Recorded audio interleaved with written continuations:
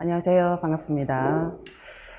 자, 오늘은 심화 과정이죠. 제가 올해 이제 들어서 세 번째 강좌입니다. 그래서 기본 과정으로는 이론에 우리 생명과학 교육론이라는 교재를 가지고 수업을 했고, 그리고 6주간의 기출 풀이를 했고, 그리고 이제 세 번째 강좌인 이게 심화 과정입니다. 교재는 제가 이제 수업을 하면서 제가 올해 13년째 수업을 하고 있는데, 그간에 이제 기출됐던 내용들도 다 포함이 되어 있고, 그리고 시중에 나와 있는 우리가 가장 많이 보는 여러분들이 이제 이론서들이 조희연 교수님이 이제 쓰신 과학교육의 이론과 실제를 많이 보죠. 1판부터 지금 4판까지 나와 있습니다. 그래서 제가 이제 그 수업을 시작했을 때는 저 책을 1판, 2판부터 했었거든요.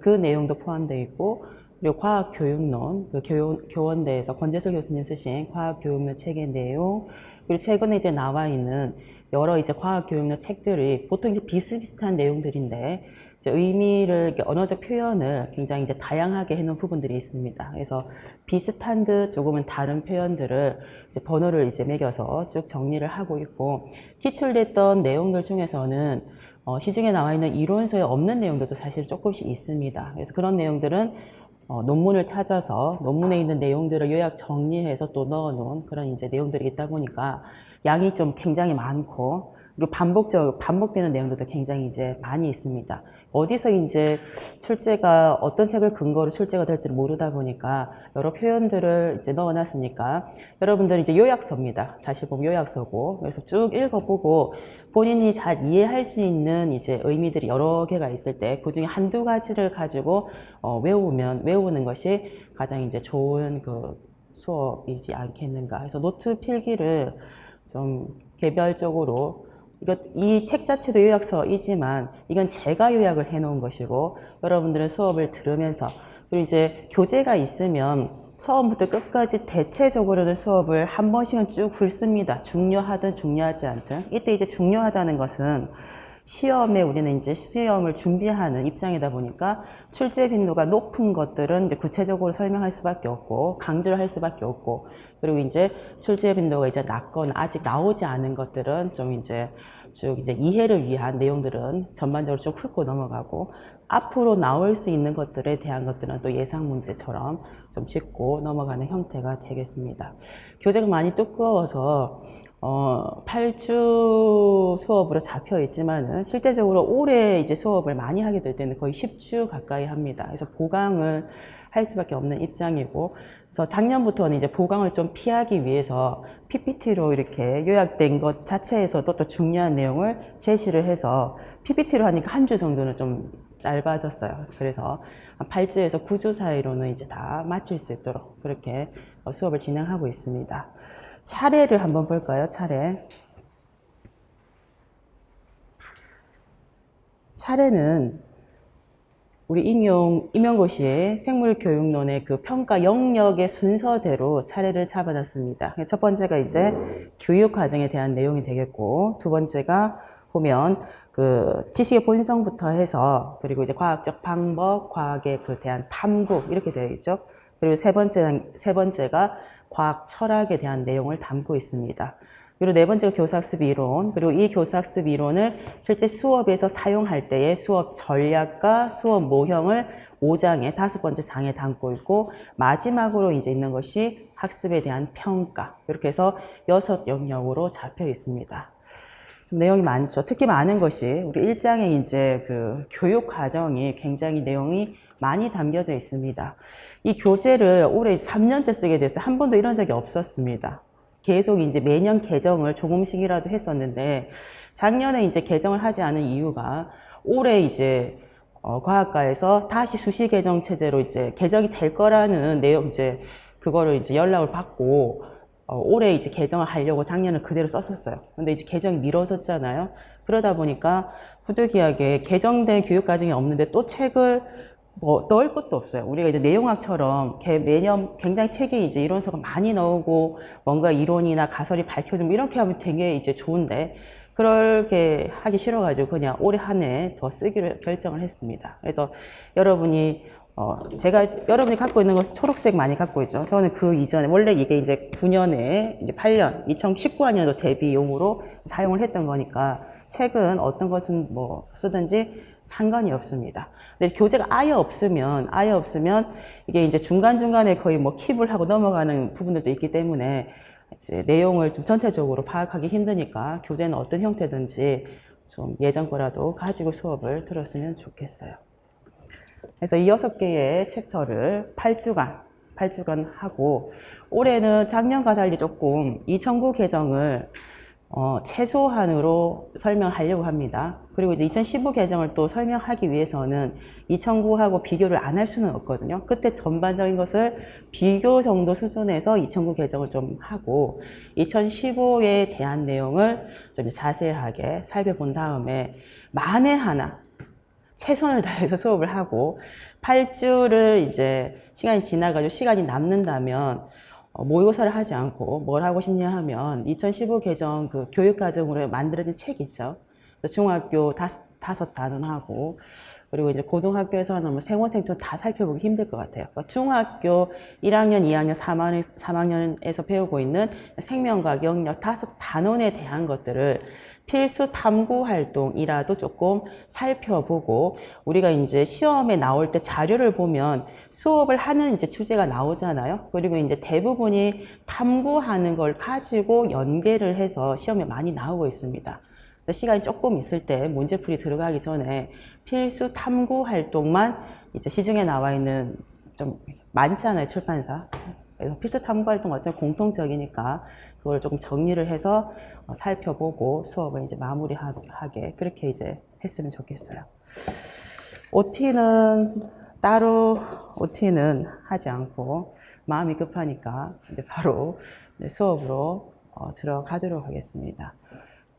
좀 수업을 양이 좀 많다 보니까 그리고 요약서이다 보니까 이 요약된 내용들이 이해가 되지 않을 때는 분명히 과학교육의 이론과 실제, 그리고 과학교육론, 과학교육학의 세계, 그리고 여타 다른 과학교육론 이론서에서 나온 것들이고 교수학습 이론에서 오슈벨이라든지 피아제, 뭐 비고츠키, 그리고 브루너 이런 이제 드라이버에 대한 이제 이론들이 정리가 되어 있잖아요. 그럼 이 이제 교육학자는 굉장히 유명하다 보니까 이제 교육학 서적에 보면 따로 한 권으로 피아제에 대한 이제 한 권짜리, 오슈벨에 대한 이제 따로 이제 한 권으로 되어 있는 이론서들이 있습니다. 그런 이론서를 또 제가 한 2권 정도를 봐서 중요한 내용들을 또 넣은 부분들이 있어요. 그래서 이해가 안 되고 말이 이상하고 요약서이다 보니까 이제 그런 경우가 있으니까 본인이 가지고 있는 이론서 문장으로 된 것들을 함께 이렇게 복습과 예습을 하면 이제 좋지 않겠는가 그렇게 생각합니다.